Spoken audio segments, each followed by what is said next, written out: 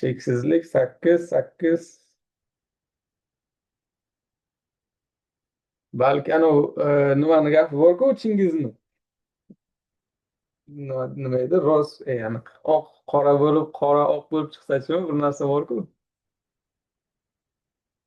Cheksizlikda. Kimgadir cheksizlik, kimgadir 8 ko'rinadi. Bu ham xuddi shunaqa, kimgadir to есть, kimgadir 6, kimgadir 9 ko'rinadi.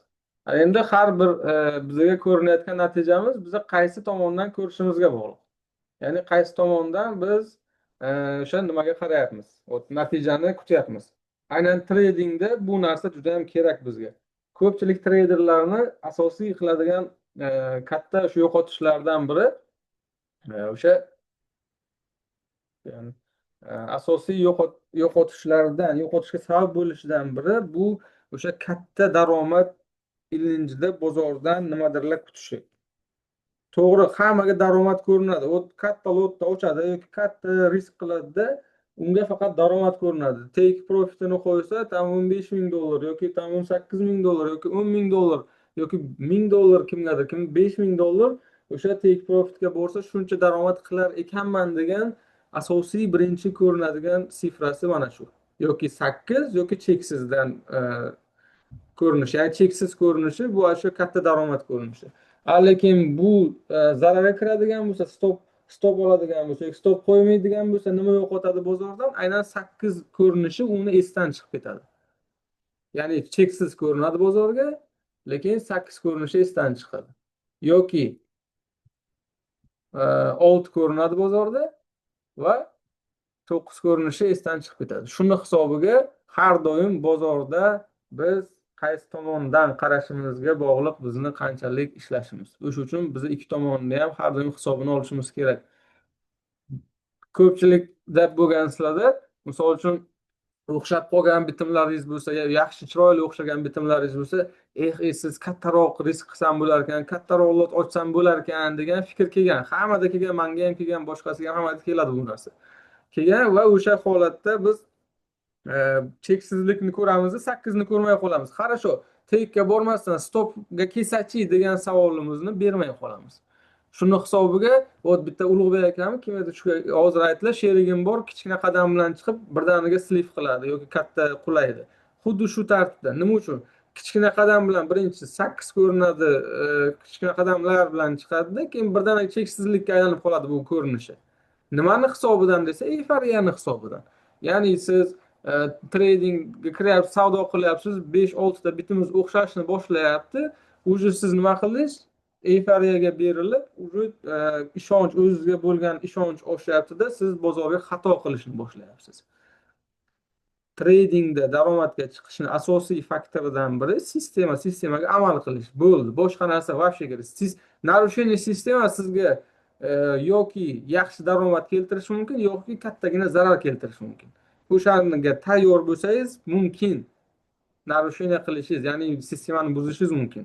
Agar yo'q, tayyor emasman bo'ladigan bo'lsa, mumkin emas. Ya'ni 8-8ligicha qolgani yaxshi. Ya'ni oq bo'lib, oq qora bo'lib, qora oq bo'lsa-chi degan shu gaplar bor-ku, u ham bekor kelmagan ekan. Hozir o'sha bugun tam slayd tayyorlab shu narsani birdan esimga keldi. Xo'p. Masalan, ya'ni bizlarni qabul qilishimiz qanaqa, ya'ni qanday o'sha bozorga yoki любой o'sha hayotga biz qaysi ko'z bilan qarashimizga bog'liq. Xo'p, birinchi masalan, ученик 6 A klass или 9 da yoki 6-sinf A sinf yoki 9-sinf, bilmaysiz. 9-mikrorayondan yoki 6-mikrorayondan kvartira sotilyapti, misol uchun. Xo'p, 8-dom, 9-pod'ezd, 6-kvartira yoki aksincha. 6-pod'ezd, 9-kvartira. Ya'ni siz qaysi tomondan qarashingizga qarab, sizning natijangiz o'zgaradi. Ikkitasi masalan 6-pod'ezd, 9-kvartira ham bor joy, 9-pod'ezd, 6-kvartira ham bor, lekin ikkalasi boshqa joy. Shuni hisobiga siz qanday qarashingizga qarab, bizda o'sha natijamiz o'zgaradi har doim. O'sha har doim hisobini olishimiz kerak bizda. Va to'g'ri yo'l 6-sinf, 9-mikrorayon, 6 va 6-pod'ezd, 9-kvartira hisoblanyapti. Buni aynan tradingga kiritganimizning sababi aynan biz har doim o'sha ikki tomonni ham hisobini olishimiz kerak. Tradingda har bir qilgan qarorimiz bizni zararimizga ishlamasligi kerak. Ya'ni siz katta riskda agar rozi bo'lsangiz, natijasiga har doim qaror qabul qilganda natijasiga rozi bo'lish kerak.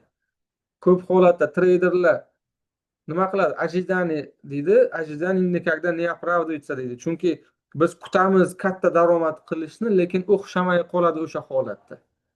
Kutmagan joyimizdan bitimimiz o'xshaydi, yaxshi daromad beradi. Xuddi shu tarz. O'sha uchun sistema kerak bizga asosiy daromad qilish uchun. Sistema yo'q, siz o'yinda, tradingda ko'p qola olmaysiz. Tushunarli bo'lgan bo'lsa, boshladik. Xo'p, aynan kurgli sifralar nimaligini sekin kirishni boshlaymiz. Inson qabul qilishi bizga iPhone olamiz, 1230, 1480 dollar narximiz bor. Hop, 989 ming dollar mashina olishimiz mumkin yoki tam 1 million 950 ming dollarga villa sotib olishimiz mumkin. Bu narxlar realniy narxlar, faktiskiy narxlar. Aslida-chi deyilsa, aslida biz mana bu narxlarni qabul qilamiz aslida. 1480 dollarni 1,5 ming dollar deb qabul qilamiz. Kimda ozgina past ko'taring, ovoz menimcha yaxshi. Hop. 989 ming yoki 995 ming dollarni 1 million dollar deb qabul qilamiz. 1 million 950 ming dollarni 2 million dollar deb qabul qilamiz. Xuddi shu tartibda kurgli sifra diapazonlari, kurgli sifra narxlari xuddi shu tartibda ishlaydi. Xuddi mana shu tartibda ishlaydi. Ana endi siz biza kurgli sifra narxi, ya'ni narx bo'yicha savdo qilishda asosiy biza qiladigan ishimiz investorcha fikrlashimiz. Ya'ni bozorda krupniy igroklar bor. Katta igroklar, katta o'yinchilar bor, bozorga o'zining ta'sirini o'tkaza oladigan o'yinchilar bor. Va ular qanday fikrlashi, ular asosiy sotib oladigan, sotadigan nuqtalari asosiy kurgli sifra narxlardan, ya'ni yaxlit sonlardan tashkil topadi ular. Misol uchun kelyapti, neft sotib olishimiz kerak, misol uchun-da, bitta katta milliarder neftni sotib olmoqchi. Хорошо, menejeri kelyapti yoki o'sha ishchisi kelyapti, neft olishimiz kerak. Narxi nechi? Birinchi savol berilishi narx nechi? Ya'ni bozorga kirgandan keyin siz grafikni ochganingizda birinchi kerak qaraydigan treyder qaraydigan narsa bu narx bo'lishi kerak. Narxga qarayapsiz, narx qancha? Aytaylik, tam 58 dollar neftning narxi misol uchun. 58 dollar. Siz o'sha investor nima deydi? Milliarder aytadigan narsa, "Хорошо, 60 dollardan sotib olasizlar." 1000 barrel, 2000 barrel misol uchun. Aynan nima uchun deyilsa, katta igroklar, katta investorlar har doim kurgli sifra, yaxlit sonlar bilan ishlaydi. Yaxlit narxlar bilan ishlaydi. Ularni sotib olish, ya'ni bozorga kirishi ham va sotishi, ya'ni bozorga chiqib ketishi ham aynan kurgli sifra narxlar bilan bo'lgani uchun biza bilishimiz kerak narx qanday bozorda ishlab berishini. Xo'p. Endi bizda bozorda narx, yaxlit narxlar kategoriyalari bor. Ya'ni bu hozir gaplashadiganimiz bu valyutalar bo'yicha gaplashamiz. Fond, aksiya, kriptovalyutalar bo'yicha yo'l-yo'lakay jarayonda tushuntirib ketaman. Kategoriyalarga bo'linadi. Birinchi kategoriya bu mana bu yaxlit sonlar, ya'ni 1.6000, 5000, 1.4000, 1.3000. Bular hammasi orasi 1000 punkt bo'lgan narxlar hisoblanadi. Mana bu ikkita 1.50 dan 1.60 gacha 1000 punktga teng yo'lni bosib o'tish kerak. Bular xuddi shunaqa, har bittasi 1000 punktdan yurish kerak. Orasi 1000 punkt bo'lgan kurgli sifra narxlarimiz, ya'ni yaxlit narxlar, bular hammasi birinchi kategoriyaga kiradi. Endi ikkinchi kategoriya kurgli sifralarimiz bor. Ikkinchi kategoriya kurgli sifralarimiz orasi 100 punktga teng bo'lgan kurgli sifra narxlarimiz. Ya'ni mana 1.20 bilan 1.10 orasi 1000 punkt dedik. mana buni orasi 1000 punkt dedik. 1000 punkt o'rtoqlar, tasavvur qilishlari uchun aytaman. Yevro valyutalarni o'rtacha 1 oydan 3 oygacha, 4 oygacha, balki ba'zi holatlarda 1 yilgacha yuradigan masofasi 1000 punkt hisoblanadi. O'rtacha 3 oygacha yuradigan masofasi 1000 punkt. Xo'p, va ular orasidagi ikkinchi kategoriya kurgu sifralar orasidagi masofamiz 100 punktga teng bo'ladi har biri. Hammasi 100 punkt. 18 dan 19gacha, 17 dan 18gacha har biri orasi 100 punktga teng bo'ladi.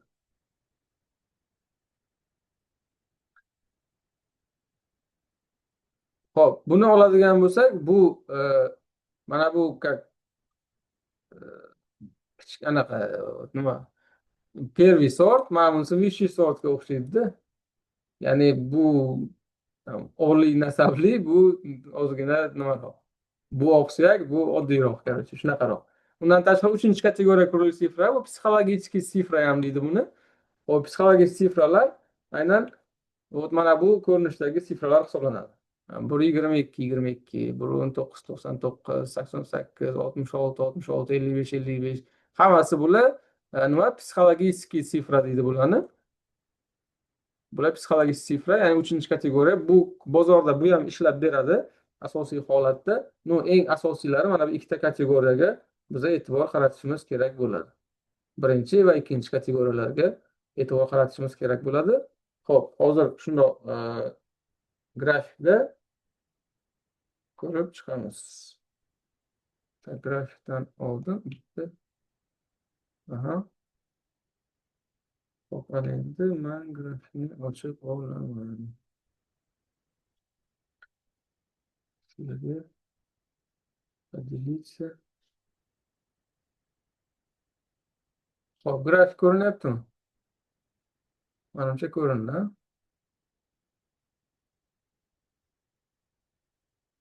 Ko'rindi hammaga. Xo'p, kurli sifra narxlarimiz aynan yevro dollar misolida tushuntiradigan bo'lsak, xo'p, bizda indikator bor. Indikatorni bitta bosadigan bo'lsam, menga avtomatik tarzda kurli sifra narxlarini keltirib chiqaryapti.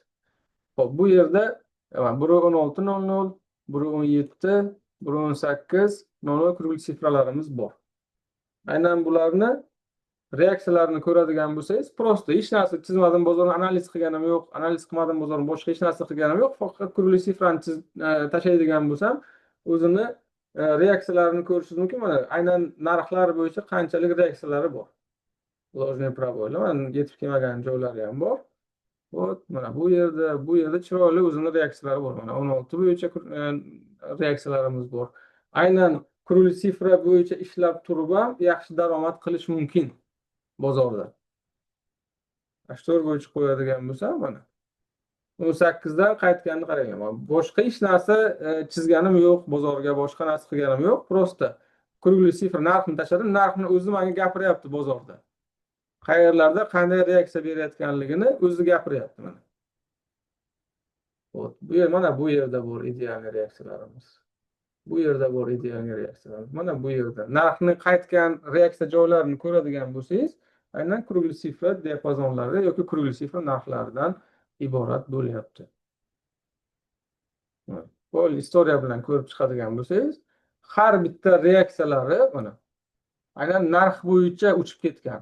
Kirasiz, narx bo'yicha uchib ketyapti. Kiryapsiz, narx bo'yicha uchib ketyapti. Har birini oladigan bo'lsangiz, reaksiyalarni hammasi narx bo'yicha. Eng katta yurishlarni oling, hammasi narx bo'yicha. Reaksiyalarni olinglar. Prosta.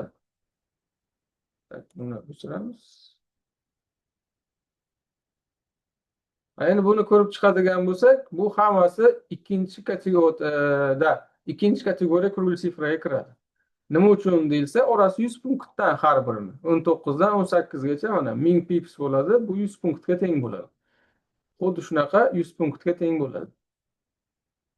Endi Devir time frame ga qo'yadigan bo'lsam, hop. Bu yerda bizda kurli sifra 1000 punktliklarni ko'rsataman. Mana bu bitta bor bizda 1.10, birinchi kategoriyaga teng bu, birinchi kategoriya kurli sifra va 1.20 mana bunisi ikkinchi kategoriya. Ko'radigan bo'lsangiz, mana shuncha bizda yurishi kerak. Oladigan bo'lsak, mana aprel, mana bu oydan ekan, ya'ni 25-yil mart oyidan to mana 25-yil sentyabr oyigacha 1000 punkt yurgan instrumentimiz. Aynan bu holatni olsangiz, 1000 punktga o'rtacha 3 oy muddat ketadi valyutalarda 1000 punkt yurishi uchun. Har bir reaksiyalarni ko'ryapsizlarmi? Qanaqa reaksiyalar bergan kurli sifra. Endi H1 bo'yicha ko'pchilik bizada intraday targovli qiladi yoki ham scalping qilish mumkin. Shuni hisobiga kichkina time frame'da H1 time frame'da ko'radigan bo'lsangizlar, aynan reaksiyalarimiz juda ham chiroyli, 1 soatliklarda chiroyli reaksiyalarni bergan. Narxlarni qarang, qanaqa chiroyli ketgan. Ya'ni siz bozor tradingda hech narsani bilmasdan turib ham kurli sifra bo'yicha siz bemalol daromad qila olishingiz mumkin agar to'g'ri ishlata olsangiz buni. Xo'p, Audi dollarda ko'ramiz. Audida 0.67.00, 66.00. 66 dan reaksiyasini qarang. O'zimiz ham tochka qo'da qilgan edik o'tgan haftami, tam dekabr oyi ekan. Dekabr oyida 66 dan sotib olganmiz. Shu yaxshi daromadini olingan. 66 ga obratniy reaksiyasi bor. Xo'p, mana shpil berib 67 dan qulagan joyi bor. Mana kechagi 67 dan reaksiya bergan joyi.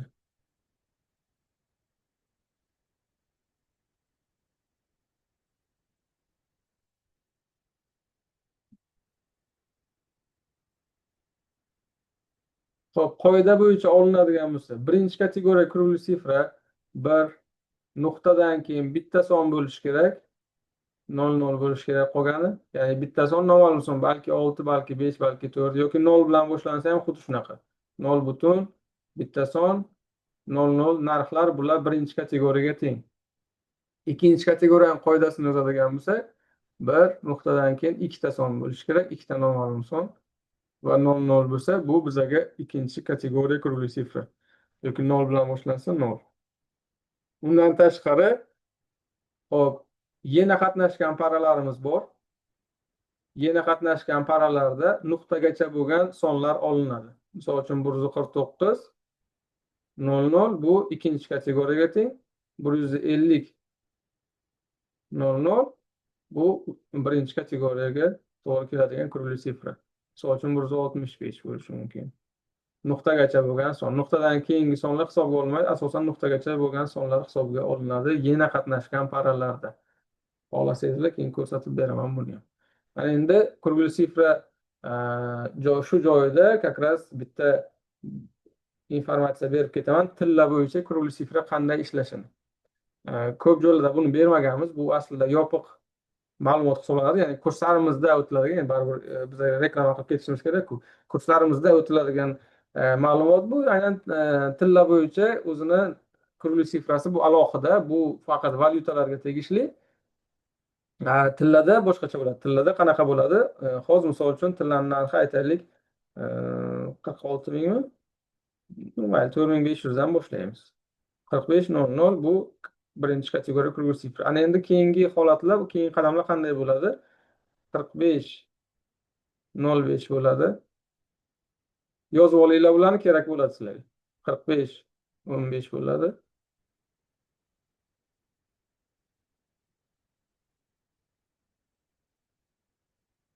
45.25, 45.50,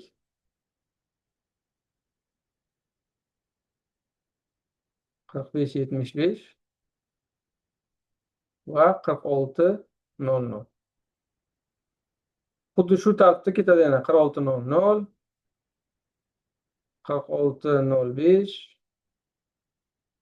46.15, 46.25, 46.50,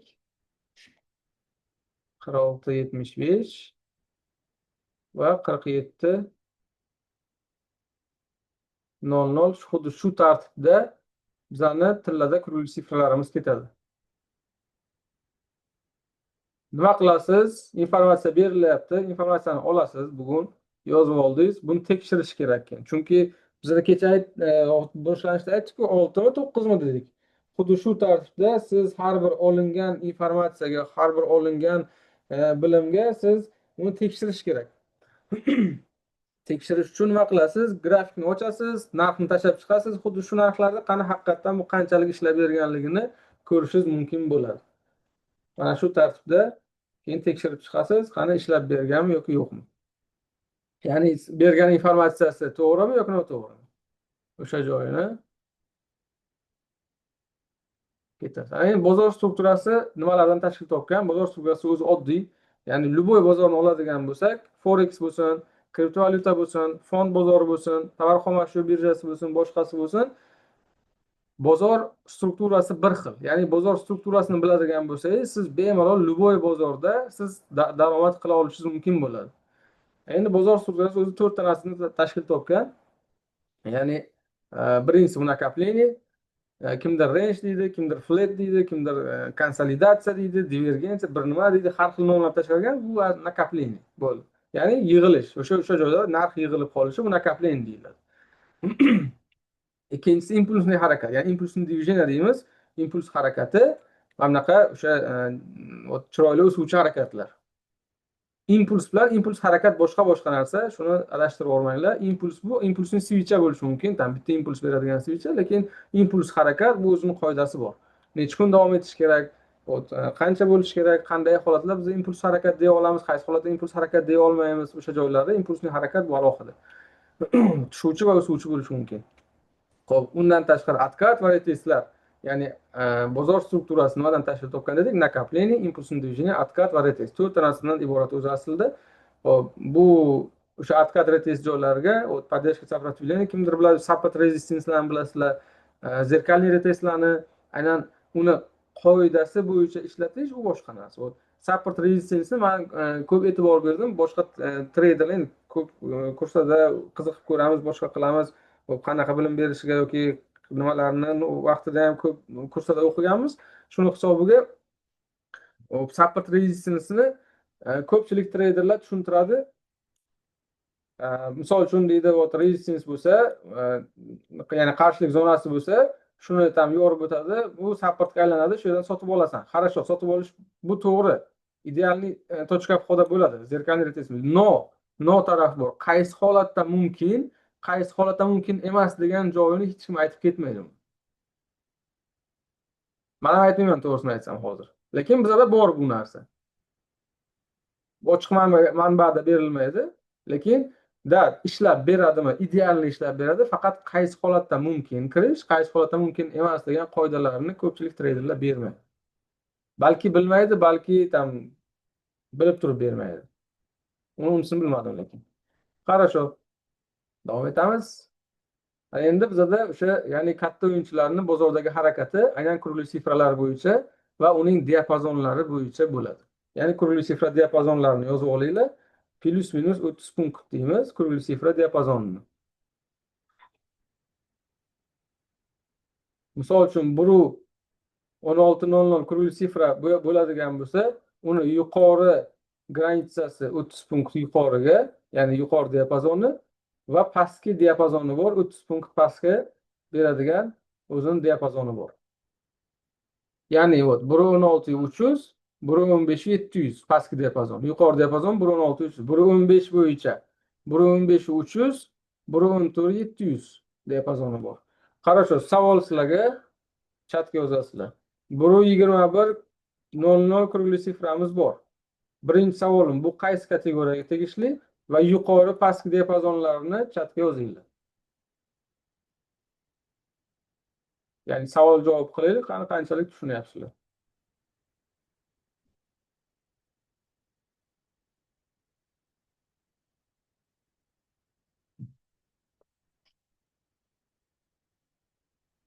Hop, ikinchi kategoriya to'g'ri, ya'ni diapazonni yozinglar.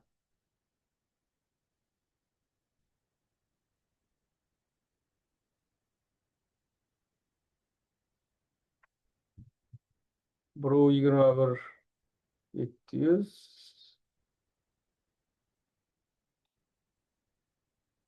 21.300, 21.700, 21.300, 27 birga bölü 300, 26.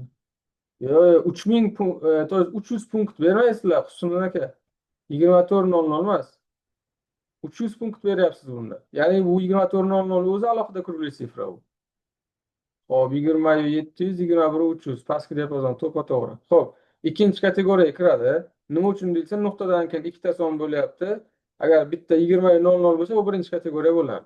Qarasho, pastki diapazonni 1 20 700, yuqori diapazonni 1 21 300 ga teng bo'ladi. Xo'p, Husniddin aka, siz bitta ko'rib chiqasiz. Mana shu tartibda diapazon hisoblanadi. Misol uchun yana bitta savol. 0.63 00 kurli sifra. Nechinchi kategoriya va yuqori pastki diapazonlarni yozamiz.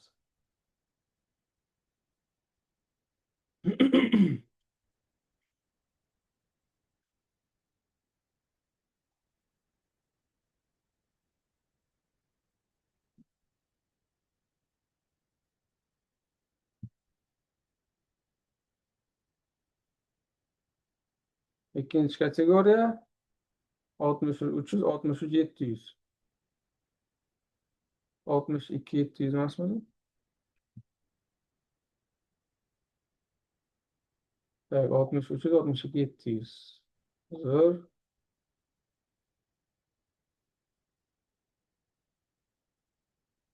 Xo'p, Iqboljon aka, xatolik bor.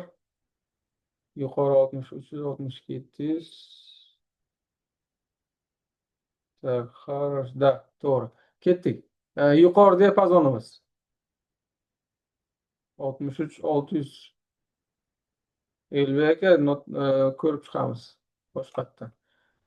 30 punkt yuqoriga qo'shadigan bo'lsak, to есть 0.63 300 bo'ladi. Ya'ni 300 pips qo'shilyapti. 30 punkt bu. 0.62 700 bo'ladi. Endi punkt bo'yicha kim bilmaydigan bo'lsa, nuqtadan, ya'ni 0 bo'lsa, butun nuqtadan keyin 4 ta son punkt bo'ladi. 0 to есть 60 6 deylik 00 mana bu yergacha punkt. Mana уже 5-inchisi bu pipsga aylanadi. Tushunarli?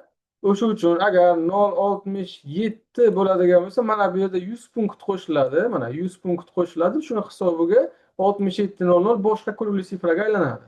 Agar 30 punkt qo'shiladigan bo'lsa, 0.67 bo'lsa, mana bunga 3 qo'shiladi 0 ga, mana bunga 0 qo'shiladi. 30 punkt qo'shilsa, mana bu narsa bo'ladi. Agar 300 punkt qo'shsangiz, mana pipsga aylanadi. To есть 300 pips qo'shilsa, bu pipsga aylanadi. Agar 300 punkt qo'shilsa, bu 69.00 ga aylanadi. Shu joyini anaqa adashtirmayman. Ya'ni eng oson bo'lishi uchun nuqtadan keyin 1 2 3 4 ta son punkt, 5-inchi son bu pipsga teng mana bu. Bu pips deyiladi. Bu punkt deyiladi. Endi Yevropa treyderlar, Европейский treyderlar ba'zi holatlarda bizlarni punkt deganimiz ular pipsda hisoblashi mumkin. Hozir nimada ham MetaTrader'da plyusni bosib o'lchab ko'rganimizda ham u yerda pipsda ko'rsatadi. Uni punkt qilib olsangiz, unga kamaytirib, ya'ni 10 millimetr 1 santimetr deganda xuddi 10 pips 1 punktga teng. O'lchov vositasi bu ham bitta. Shuni qabul qilib qo'yinglar, bo'ldi. Хорошо. Ana endi katta o'yinchilarni bozorga kirish tartibi qanday? Kurli sifrani bildik, 1.15 diapazonlarini ko'rdik. Endi bu diapazon nima uchun kerakligini o'zi tushuntiraman. Diapazonlarni ko'rdik, qaysi holatlarda bozorga kiradi, katta igroklar qaysi holatda chiqib ketadi, hammasini ko'rishingiz mumkin bo'ladi. Mana kelyapti 1.15, 1.14 dan sotib olgan bo'lsa, 1.15 ta reaksiyalarimizni ko'rib, 1.16 дальше, обратный точка входа на продажу. Вот. Har bittasi или откат, или ретест, или там зеркальный ретестlardan точка входа bo'ladi. Xo'p, kurli sifra diapazoni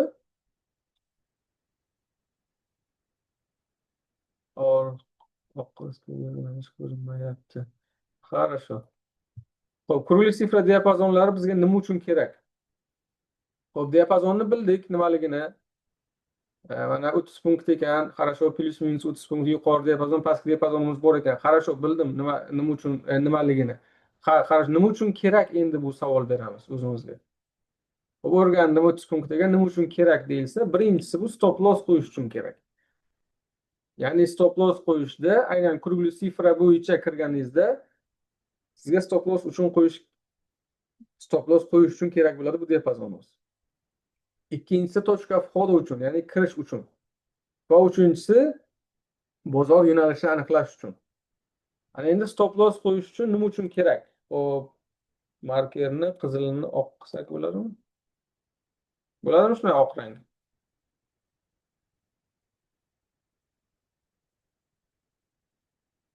Hop, birinchi navbatda stop loss qo'yish uchun. Buni ochadigan bo'lsak, siz kurli sifra bo'yicha tochka vhoda qildingiz. Misol uchun aytaylik, tam 0.6500 kurli siframiz bor. Narximiz bor aytaylik. Narx keldida shunga kasani berdi, lojni qildi, farqi yo'q. Tochka vhoda shunda sotmoqchiman, selga ochmoqchiman misol uchun. Selga ochmoqchiman. Shu holatda qayerga stop qo'yaman deyilsa, yuqori diapazonga stop qo'yiladi har doim. Bu yuqori diapazon 0.65 nechi bo'ladi?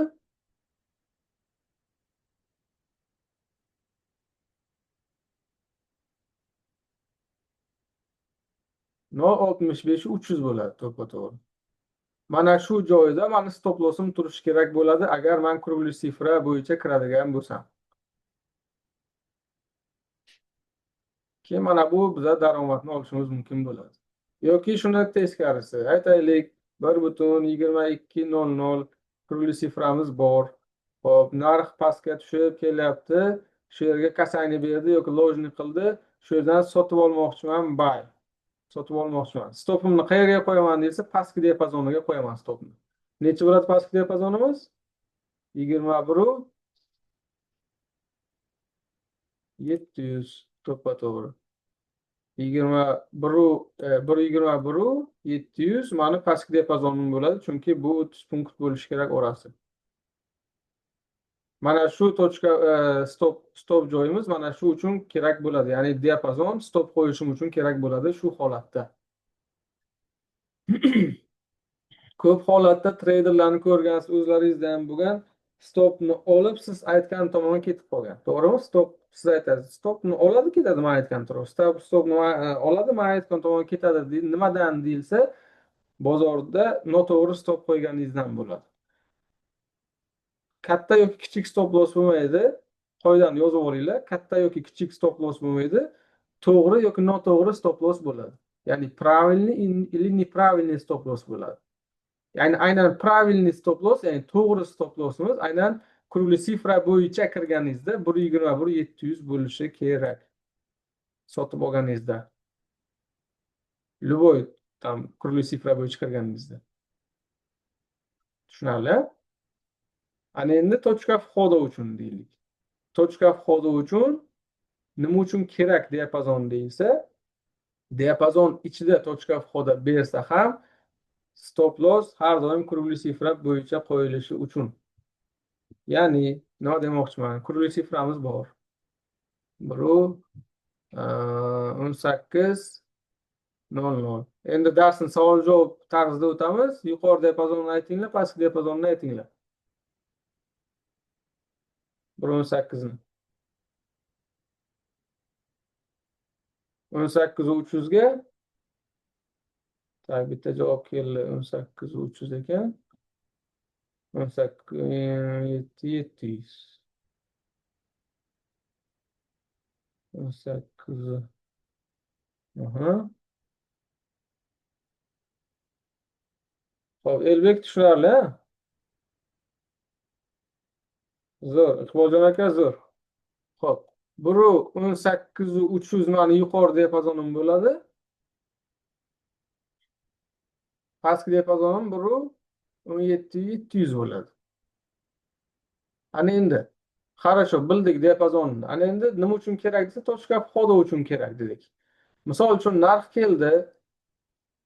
Biza kurli sifrani kutib turibmiz 18 ga kelishini, lekin yaramas 18 ga kelmayapti, qanaqadir signal beryapti, sotib buyga signal beryapti shu joydan. Endi hammaning o'zining strategiyasi bor, balki kimdir trend liniya bo'yicha kiradi, kimdir SNR bo'yicha, ICT bo'yicha, boshqa pattern bo'yicha kirasizlar.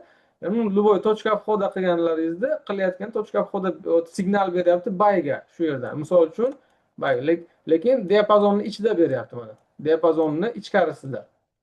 18300 va 18 oralig'ida beryapti. Точка входа bayga. Lekin narximiz mana bu kurli sifraga yetib kelmayapti. Shu holatda mumkinmi kirish? Mumkin. Balki kelmasligi ham mumkin kurli sifraga, balki kelishi ham mumkin. Shu holatda nima qilamiz? Точка входа qiladigan bo'lsak, stop loss har doim diapazon bo'yicha bo'lishi kerak. Ya'ni pastki diapazonda bo'lishi kerak. Bundan kirgan joyingizdan 30 punkt hisoblamaysiz bunda. Aynan narxdan 30 punkt pastga hisoblaysiz. Tushunarli? Ya'ni diapazon ichida точка вход signal beryapti bayga ochmoqchisiz, lekin o'zini pastiga stop loss qo'ymaysizda, aynan diapazon bo'yicha qo'yasiz. To'g'ri katta bo'lishi mumkin, 40 punkt, 50 punkt bo'lib ketishi mumkin stop loss joyingiz, lekin bu правильный stop bo'ladi, ya'ni to'g'ri stop loss bo'ladi. Stop loss qo'yishning ko'p turi bor. Hozir uni ham tushuntiraman qanaqa turlari bor. Endi xuddi shu tartibda. Xuddi shu tartibda agar pastki diapazonga kelsa-chi, deyilsa, xuddi shunday. Misol uchun narx o'sib keldi, yetib bormadi kurli siframizgacha. Biz kutib turibmiz kurli sifraga kelsa sotaman deb, lekin yetib bormadi. Shu yerda точка входа beryapti selga misol uchun. Mumkinmi ochish esa mumkin. Точка входа qilish mumkin. Selga signal bitim ochish mumkin. Faqat stopim qayerda bo'ladi? Yuqori diapazonda bo'lishi kerak. 18300 diapazonda bo'lishi kerak stop loss. Ya'ni kurli sifra bo'yicha kirdim deb hisoblab, aynan shu bo'yicha qo'yilishi kerak diapazonda. Stop loss'im. Aynan o'sha diapazonda точка входа uchun kerak deganimiz diapazon mana shu narsani inobatga olinadi. Ya'ni diapazon ichida точка входа berishi ham bu aslida kurli sifrani dan точка входа qilish bilan teng hisoblanadi. Ya'ni investorlar bitta narxdan sotib olmaydi. Ular mana bu holatda sotib oladi. Nabor pozitsiya qiladi. Nabor pozitsiyamiz mana shu yuqori pastki diapazonga bo'linadi. Eshitgansizlar bu gaplarni hammalari. Nabor pozitsiya qiladi investorlar, u qiladi, bu qiladi deymiz. U qanday qilinadi deyilsa, bitta narxa bo'ldi 1.8 dan ekan deb qarsilab sotib olmaydi. Ular diapazon bo'yicha oladi. Ya'ni qanday investorlikka ham bog'liq ularni. Yillik investor, oylik, 3 oylik, kvartallik, hop 6 oylik, yillik, 3 yillik, 5 yillik investorlarimiz bor. Ularning точка входалari hammasi har xil. Ba'zilari birinchi kategoriya kurli sifra bo'yicha kiradigan nimalarimiz bor, investorlarimiz bor. Bular ham 3 yillik, 1 yillik, 3 yillik investorlar. Ikkinchi kategoriya kurli sifra bo'yicha kiradigan investorlarimiz bor. Ular kichkinaroq investorlar. Tushunarli? Nima uchun ishlatiladi diapazon? Keyingisi esa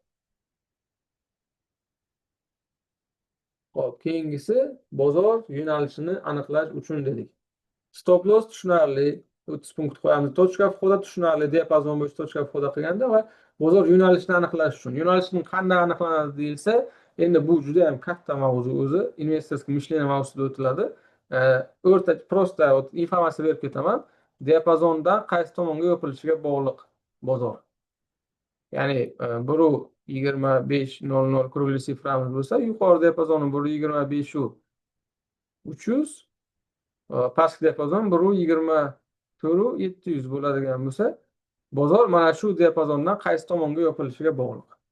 Narx yuqoriga ketib, diapazon ichida yopilyaptimi, kurli sifradan tepada yopilyaptimi, diapazondan tepada yopilyaptimi? Aynan shu narsalarga bog'liq bu narsa. Bu hozir ochib beradigan bo'lsa, juda ham katta mavzu.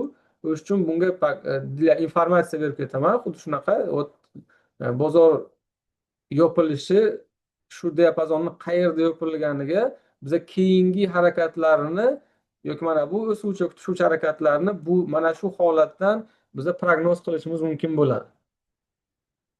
Ya'ni qaysi tomonga ketishiga bog'liq bo'ladi bozor.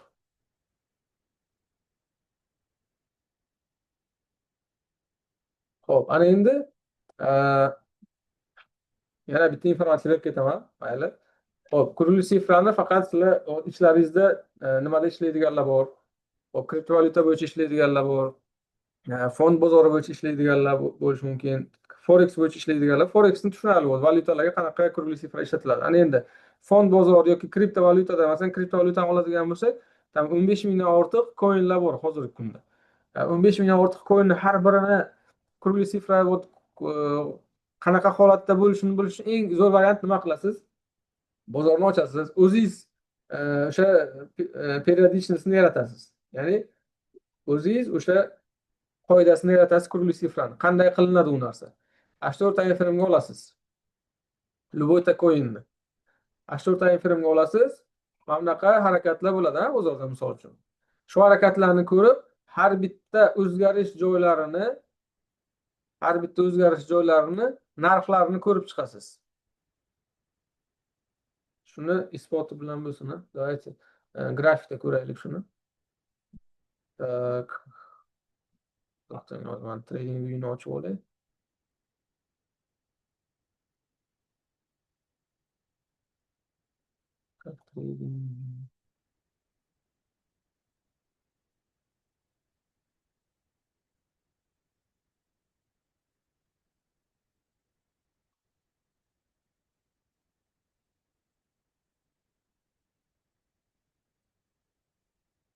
Так.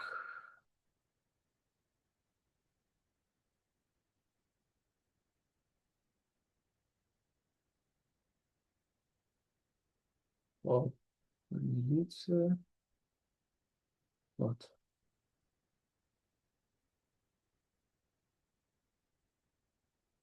Hop, misol uchun Dogecoin. Dogecoin oladigan bo'lsak, H4 yoki D1 time frame'ga o'taman va kichkinaroq qilsam, aynan eng katta o'sha reaksiya bergan nuqtalarni ko'rib chiqaman. Mana bu 30 dan. Bitta chiziq tashlayman shunday. Mana 30. Hop, keyingisi. Bu yerda ham bor, bu yerda 25. 26, 25 olish mumkin ekan buni ham. Mayli 26 ni ham olsa bo'ladi. Hop, keyingisi pastki diapazonni qarayman. 15 bo'lishi mumkin. Endi yaqinlarini olasizlar. Hop, misol uchun 15 10 olish mumkin ekan. Endi o'zim uchun xulosa qilamanki, xulosa qanday bo'ladi? Eng yuqorisi 50 gacha yetib bormagan ekan. 45 olsa ham bo'lar ekan. O'zim uchun xulosa qilaman. Aynan har 5 talikda bu juda ham chiroyli ishlab beradi deb o'zimga xulosa qilaman, yozib olaman. Misol uchun Dogecoin.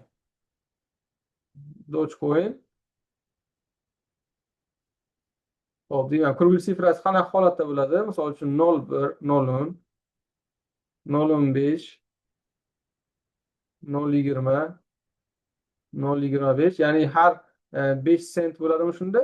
Har 5 sentda 5 sent bo'lar ekan. 5 sentda bizni o'zimizni reaksiyalarimizni biz ko'rishimiz mumkin bo'ladi. 0.35, 40, 45 va hokazo ketaveradi. Chunki narxni tekshirib chiqdim, 10, 15, 20, 20 ni ko'radigan bo'lsangizlar, hozir chiroyli reaksiyamiz bo'lishi kerak 20 da ham. Reaksiyalar mana 20 dan narx qilyapti, 20 dan ko'tarilyapti. Mana bu yerlardan oladigan bo'lsak, mana diapazonni mana 20 dan idealniy narx anaqalarimiz bor, reaksiyalarimiz bor mana.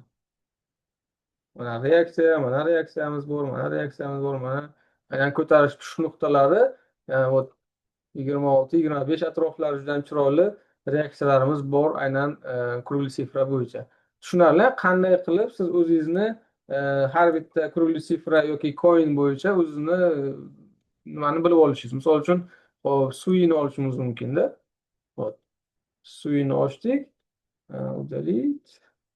Dальше ketdik. Endi ko'rib chiqaman, D1 ga olsak yaxshiroq bo'ladi balki. D1 ga olasizlar. Misol uchun yaxshi turgan farqi yo'q.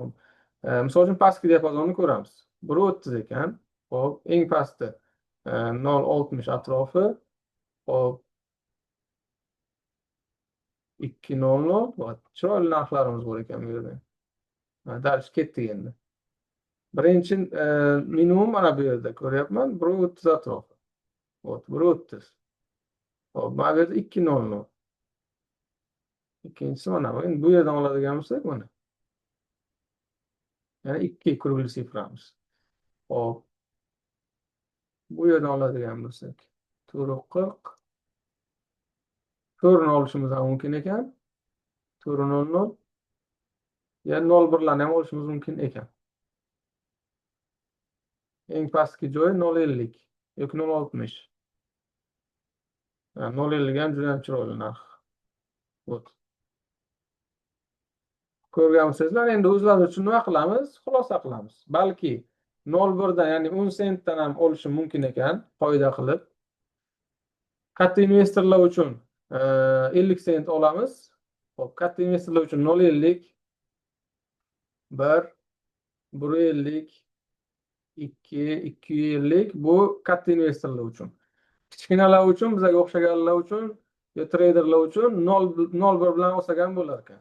Misol uchun 0.50 bo'lsa, 0.60, 0.70 da misol uchun, yoki 1 bo'lsa, 1.10, 1.20 qilib olishimiz ham mumkin ekan. Yoki 50 sent yoki 10 sent, 10 sentdan olsak ham idealniy точка входа qilishimiz mumkin bo'ladi bozorda.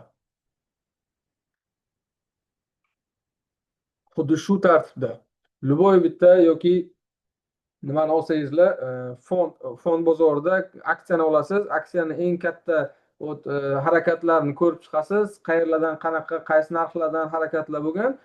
Eng zo'r narx $2.00. Mana shu coin Sui agar $2 narx tepada yo'qoladigan bo'lsa, xudo xolasa bemalol tam $4 kelish ehtimoli bor bozorda. Shunday qilib bitta nima qilib qo'yasiz o'zingiz uchun. Ya'ni xulosa qilib qo'yasiz. Qoidasini o'zingiz yaratasiz demoqchiman. Agar kimga tushunarsiz bo'lsa. Xo'p, endi stop loss qo'yishning o'zining qoidalari bor. Birinchisi ATR bo'yicha qo'yish, ATRni bo'yicha qo'yish adashmasam sizlarga o'rgatilmagan u. Bizlar o'quvchilarimiz yaxshi biladi buni. Xo'p, keyingi kurli sifra bo'yicha qo'yish, hozir aytdik, plus minus 30 punkt qoidasi bo'yicha 30 punkt qo'yamiz. Xo'p, undan tashqari uchinchi qoidamiz plus minus 2 kun qoidasi bo'yicha 2 kunlik maksimum 2 kunlik minimum bo'yicha qo'yishimiz mumkin bo'ladi. Undan tashqari 10, 50, 90% qoidalari bo'yicha qo'yishimiz mumkin. Bu asosiy uzoq muddatli savdoda, katta time frame'da ishlaganda, o'sha oylik, haftalik va kunlik maksimumlar bo'yicha ishlaganda aynan bu qoida bo'yicha qo'yiladi.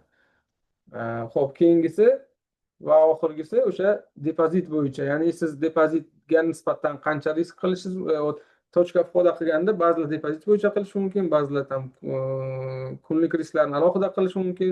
O'shanga qarab aynan depozit bo'yicha ham точка входа stop loss qo'yishimiz mumkin bo'ladi.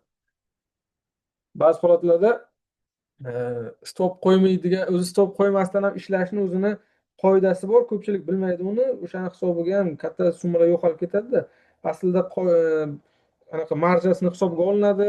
Bu общий depozitdan 1/3 marja bo'lishi kerak. Bu ko'p hisobga olinadigan joylari bor. Shuni hisobiga o'sha uni yaxshi bilgandan keyin mana depozit bo'yicha stop loss qo'yib ishlash mumkin. Ungacha lekin mana bu qoidalar bo'yicha ishlanishi kerak. Ya'ni правильный qoida bo'yicha stop loss qo'yilsa, хорошо. Kecha как раз o'quvchilarimizga tushuntirdik. Agar oralaringizda o'quvchilarimiz bo'lsa, yozinglar. Agar qoida bo'yicha stop loss uradigan bo'lsa, bizga nima beradi bozor? Stop loss aslida bizga nima beradi?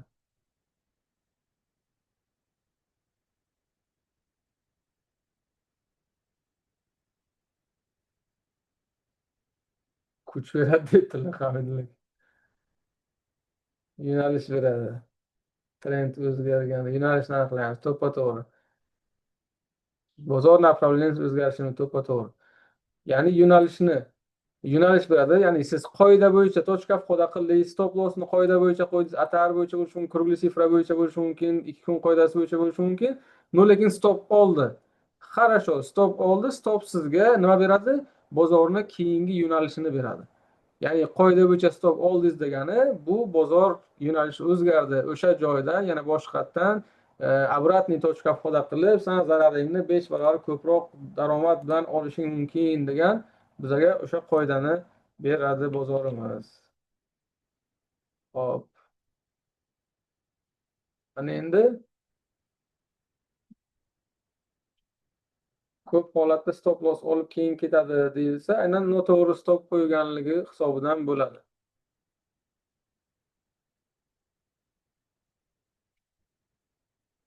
Hop, aka keyingi ma'lumotimiz. Hop, уже bugungi mavzumiz tugabdi.